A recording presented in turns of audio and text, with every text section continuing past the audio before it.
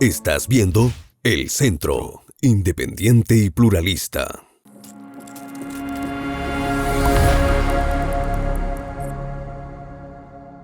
Buenas tardes, amigos todos. Bienvenidos a un nuevo capítulo de Ciencia con Doc. Para hoy les tengo preparadas algunas reacciones que se denominan específicamente reacciones de oxidación-reducción o reacciones redox. Para introducirnos un poco en esto y de qué se trata, técnicamente les hablaré bien breve de lo que es el estado de oxidación. Si miramos en la pantalla tenemos que el estado de oxidación se dice que es una carga eléctrica, por decirlo así, asignada a un átomo cuando éste forma parte de un compuesto. Aunque si bien este es un número arbitrario que se asigna a un elemento o a un átomo cuando forma parte de una sustancia, sí debe señalarse que sí tiene estrecha relación con su estructura electrónica o con su configuración electrónica.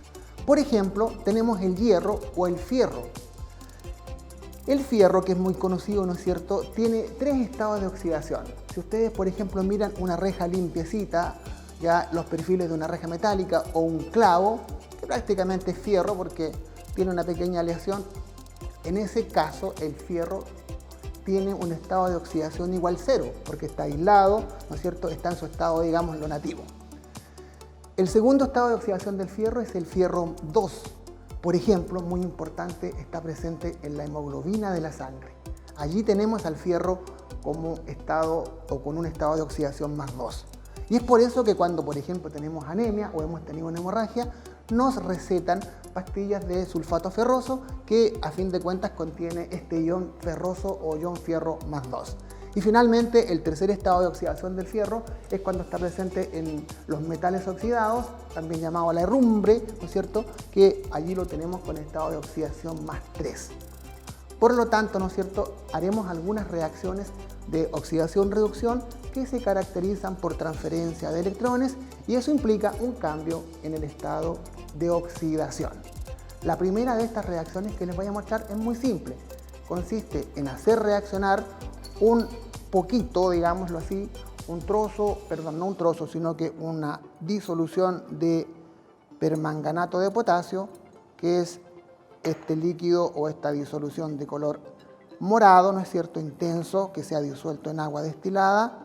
Lo vamos a hacer reaccionar con un poquito de sulfato ferroso, que sería, como les digo, el compuesto que se encuentra presente en las pastillas que nos recetan cuando tenemos algún problema, ¿no es cierto?, de baja en los glóbulos rojos.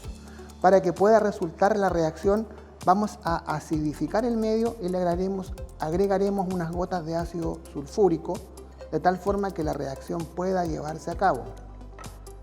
Así entonces, ¿no es cierto?, la manifestación física de esta reacción la podemos apreciar con un cambio de color. Procederemos entonces a agregar ahora un poco de sulfato ferroso para que vean lo que ocurre, que se supone debería haber ya un cambio de color en ese morado intenso.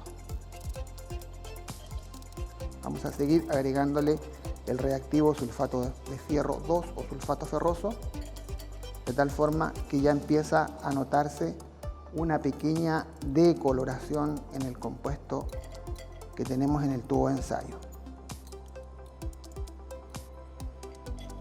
¿Ven? Ya va desapareciendo el color intenso y da paso a una coloración distinta. Esta es la evidencia física, digámoslo así, el cambio de color de que la reacción ha ocurrido. Y bueno, y químicamente, ¿no es cierto?, ¿cómo representamos esta reacción? Si podemos ver en la pantalla, nosotros vemos, ¿cierto?, que en primera instancia tenemos la ecuación del permanganato de potasio, ácido sulfúrico, que es el medio que permitió la reacción, y sulfato ferroso. Y nos dan, ¿no es cierto?, estos compuestos: sulfato de manganeso, agua, sulfato de fierro 3, quiero decir. Y si representamos químicamente la ecuación iónica, que se llama, vamos a tener que el fierro 2, ¿no es cierto?, que estaba presente en el sulfato ferroso, cambió a fierro más 3. Eso significa, ¿no es cierto?, que transfirió un electrón, es decir, perdió un electrón. Y por su parte, ¿no es cierto?, la semireacción de reducción que ocurre simultáneamente involucra, ¿no es cierto?, al permanganato, al anión permanganato, en donde el manganeso que está presente en esta estructura se reduce y cambia su número de oxidación de más 7 a más 2. Y esto físicamente es lo que aparece como, ¿no es cierto?, una reacción en donde se ha decolorado el compuesto permanganato de potasio. Enseguida les vamos a mostrar una siguiente reacción que involucra a un metal, que es el metal aluminio, ¿no es cierto?, que lo podemos ver en esta bolsita. Son trocitos de aluminio, por ejemplo, las monedas de un peso antiguas, que ya prácticamente no quedan, son de aluminio. Aquí hemos aislado trocitos de aluminio y lo haremos reaccionar con un ácido, de tal forma que podamos observar qué ocurre cuando agregamos, ¿cierto?, un trozo de aluminio a este ácido clorhídrico concentrado. Voy solamente por capilaridad a hacer que el ácido, ¿no es cierto?, ingrese al tubo de ensayos.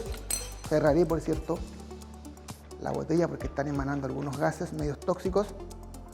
Y voy a dejar caer el trozo de aluminio, si ustedes pueden apreciar lo que pasa. Agito para que ocurra un poco la reacción y nos vamos dando cuenta que ya está reaccionando el metal de alguna manera, está oscureciéndose un poco el tubo de ensayo donde está ocurriendo la reacción, y esto significa que de alguna forma se está desprendiendo gas hidrógeno. Hay un burbujeo, ¿no es cierto?, intenso que aquí podemos apreciar, y si pudiéramos darnos cuenta, quizá no por la luz, pero sí se está desprendiendo un gas que corresponde al hidrógeno gaseoso. Al igual como ocurría, recuerdan, si en algún capítulo anterior vimos lo que pasaba con el magnesio, igualmente elimina gas hidrógeno. Si queremos ahora ver qué ocurre con la ecuación que representa a esta reacción, sería la siguiente. El aluminio sólido, ¿cierto?, el trocito de aluminio sólido con el ácido clorhídrico que forma cloruro de aluminio que nos va a quedar en el tubo de ensayos y se desprende gas hidrógeno, ¿de acuerdo? Por lo tanto, si queremos ver las dos semireacciones que están involucradas acá, veremos que el aluminio en estado de oxidación cero, cuando está aislado, ¿no es cierto?, al reaccionar se oxida y pasa a aluminio más 3, es decir, pierde una cantidad de 3 electrones. Y así, simultáneamente, la reacción o la semireacción de reducción involucra al hidrógeno en el ácido clorhídrico, donde tenía estado de oxidación más 1, por tanto pasa a un estado de oxidación 0, en donde se presenta, ¿cierto?, como gas hidrógeno. Esa es la segunda reacción de oxidación-reducción que les tenía que mostrar.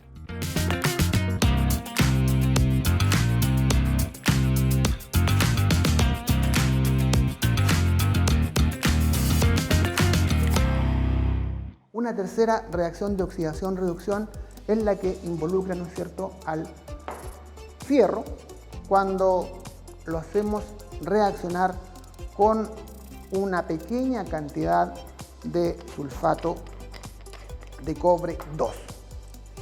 Voy a permitirme, ¿cierto?, dejar un poco de sulfato de cobre en este tubo de esta forma para hacer más rápido el proceso, y le voy a dejar caer un clavo limpio, que es fierro, como les dije, estado de oxidación 0.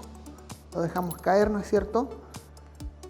Y si pudiéramos apreciar al cabo de unos minutos, podemos revisarlo al final, ¿no es cierto?, vamos a ver que algo ha ocurrido en la superficie del clavo o en la superficie, ¿no es cierto?, de este metal que es el fierro con estado de oxidación 0.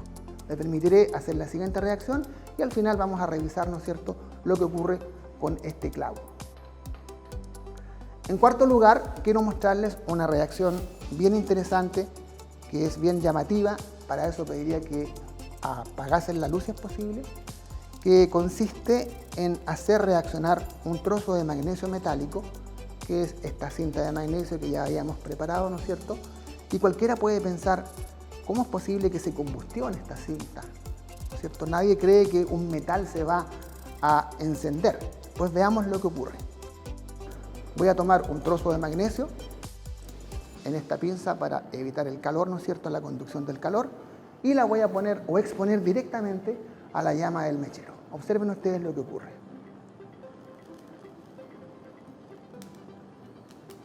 Es una luz bastante intensa, ¿no es cierto?, similar a aquella luz que quizás nos daban las cámaras fotográficas antiguas, no sé si lo recuerdan bien. Es una luz bastante intensa que cuando tenemos oscuridad total aparece un brillo bastante interesante. Lo voy a repetir para que vean que esto es tal como les digo. Voy a tomar un trozo de magnesio nuevamente, que es magnesio metálico en estado de oxidación cero, y lo pongo nuevamente directamente a la llama del mechero. Y vean, ¿no es cierto?, esta luz que se ha formado.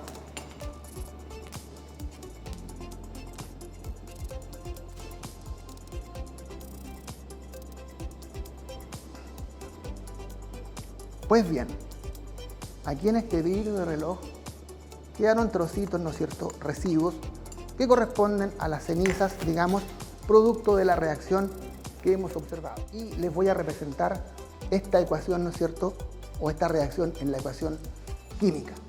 Tenemos el magnesio en cinta, que es magnesio sólido, ¿no es cierto?, con estado de oxidación cero. Por supuesto que aquí participa como componente el oxígeno y forma el óxido de magnesio, que es este residuo que nos ha quedado como una ceniza en el vidrio de reloj. De tal forma que si queremos representar lo que ocurre, ¿no es cierto?, en cada semireacción, la oxidación involucra al metal magnesio, en donde él, con estado de oxidación cero, pasa a estado de oxidación más 2 en el óxido de magnesio. Es decir, pierde 2 electrones. Y así, la semireacción de reducción involucra al oxígeno, que él está en estado también combinado consigo mismo, por tanto, tiene estado de oxidación cero, por lo que pasa a estado de oxidación menos 2 en el óxido de magnesio. Así, ambas reacciones, la oxidación y la reducción, ocurren de manera simultánea. Bien, finalmente una quinta reacción que les podría mostrar involucra al bicarbonato de sodio, que es un compuesto conocido simplemente como bicarbonato, que es un aderezo, ¿no es cierto?, doméstico, y el azúcar finamente dividida, que también se usa mucho en repostería, que sería el azúcar flor. Si nosotros hacemos una mezcla entre bicarbonato con una parte de bicarbonato y 3 partes de azúcar y le agregamos un poquito de alcohol, químicamente ocurre una reacción, ¿no es cierto?, bien interesante, que se representaría en esta ecuación, en donde el bicarbonato de sodio, que se llama también carbonato ácido de sodio, se descompone en un sólido, que es carbonato de sodio, y libera dióxido de carbono. ¿De acuerdo? Y mientras también está quemándose el azúcar, ya que, digámoslo así, representémoslo por la glucosa, o representémosla por la glucosa, ella, ¿no es cierto?, al quemarse, se descompone en carbono sólido y también agua. Ocurre que el dióxido de carbono va, ¿cierto?, elevándose, va subiendo por ser un gas y se va enmascarando con los otros productos y va entregando una reacción que a la vista parece bastante entretenida. ¿Me acompañan a verla? Bien, esta experiencia consiste en lo siguiente. Esta pastilla, este par de pastillas que tenemos de color blanco, corresponden a una mezcla de bicarbonato de sodio con azúcar, al cual le hemos impregnado o le hemos agregado un poquito de alcohol, de tal forma que podamos facilitar la combustión. El vidrio de reloj contiene arena para darle un soporte, un aislante y también facilitar la absorción del alcohol. Vamos a ver qué ocurre cuando le damos fuego, ¿cierto?, y combustionamos esta mezcla.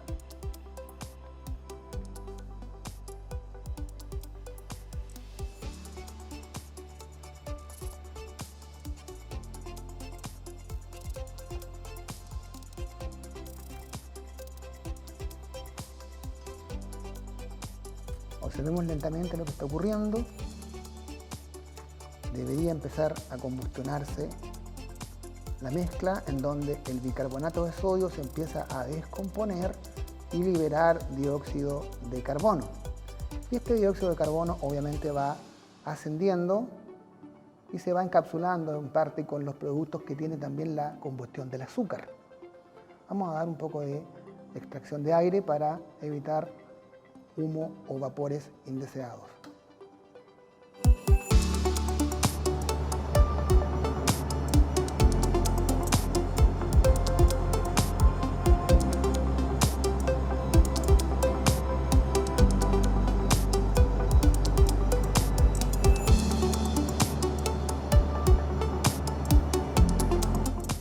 Pues bien, ya la reacción está concluyendo.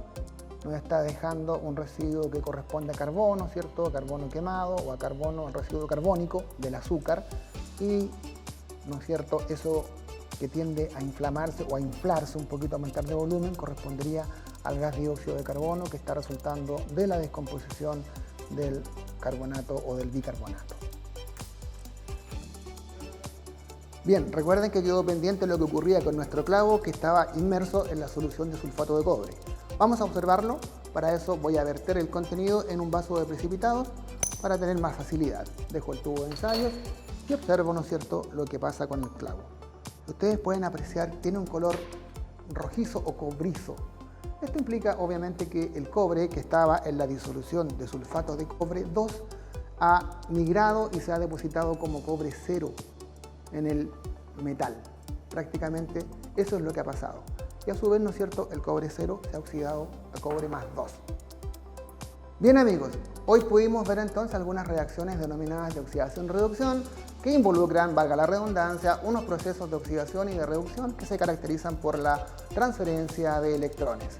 Agradecemos, ¿cierto?, a la carrera de Pedagogía en Ciencias con mención y al programa de Magíster en Didáctica de las Ciencias Experimentales de la Facultad de Ciencias de la Universidad Católica del Maule. No olviden que pueden ver este video si es que te ha gustado y los otros anteriores en las plataformas del Centro TV. Y si te gusta, puedes suscribirte y darle un me gusta. Muchas gracias y nos vemos.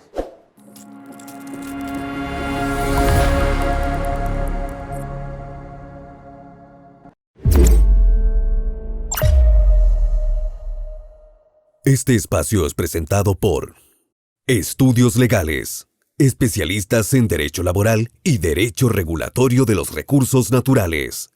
Visítanos en www.estudioslegales.cl o escríbenos a contacto@estudioslegales.cl.